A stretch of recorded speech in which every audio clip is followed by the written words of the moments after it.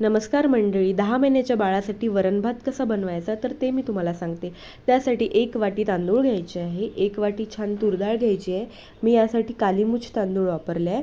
त्यानंतर ते सेपरेटली 2 वेगवेगळ्या भांड्यामध्ये टाकायचे आहे, कुकरच्या डब्यामध्ये. त्याला छान स्वच्छ 2 ते 3 पाण्याने वॉश करून घ्यायचं आहे, जेणेकरून त्यामध्ये काही डस्ट असते तर ते छान निघून जाते. आणि त्यानंतर त्यामधलं जे पाणी आहे ते काढून घ्यायचं आहे आणि परत त्यामध्ये स्वच्छ पाणी टाकायचं आहे आणि थोडा वेळ ठेवायचं आहे. आणि त्यानंतर त्यामध्ये जे हळद आणि मीठ आहे तर ते टाकायचं आहे. कोणी काय करतं की वरण झाल्यानंतर जेव्हा आपण परत उकळायला ठेवतो तेव्हा टाकतं, पण मी आधीच टाकलं आहे. बघू शकता डाळीमध्ये ही थोडीशी हळद घेतली आहे मी. हळद टाकायची आहे थोडीशी किंचितशी. आणि त्यानंतर जे मीठ आहे तर ते भातामध्ये टाकायचं आहे. डाळीमध्ये मी मीठ नाही टाकलं आहे, कारण भातामध्ये आपण टाकलं आहे त्यामुळे डाळमध्ये नाही टाकायचं आहे.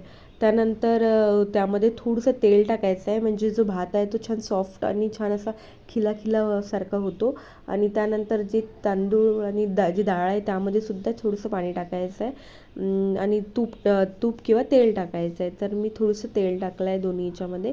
आणि त्यानंतर कुकरमध्ये ठेवायचं आहे जे भांडे आहेत ते. त्यावर छान झाकण बंद करून घ्यायचं आहे. बघू शकता छान झाकण बंद केलं आहे. त्यानंतर 4 ते 5 शिट्टी कुकरच्या होऊ द्यायच्या आहे. 4 ते 5 शिट्टी झाल्यानंतर तो छान सॉफ्ट असा शिजतो.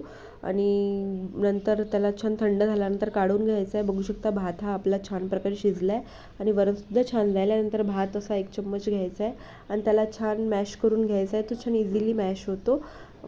त्यानंतर जे डाळ आहे तर ते मी रईने फिरवून नाही घेतलं आहे, डायरेक्टली तशीच डाळ घेतली आहे, कारण ही याची टेस्ट वेगळी लागते आणि रईने जेव्हा फिरवतो तेव्हा त्याची टेस्ट वेगळी लागते. छान बघू शकता असेच जाडसर घेतलं आहे मी. आणि त्यामध्ये हवं तर तुम्ही शेवटी तूप टाकू शकता, मी नाही टाकलं आहे. त्यानंतर असं छान गरमागरम आपल्या बेबीला सर्व करायचं आहे. व्हिडिओ आवडला असेल तर नक्की ट्राय करा आणि नक्की फॉलो करा. Thank you so much for watching.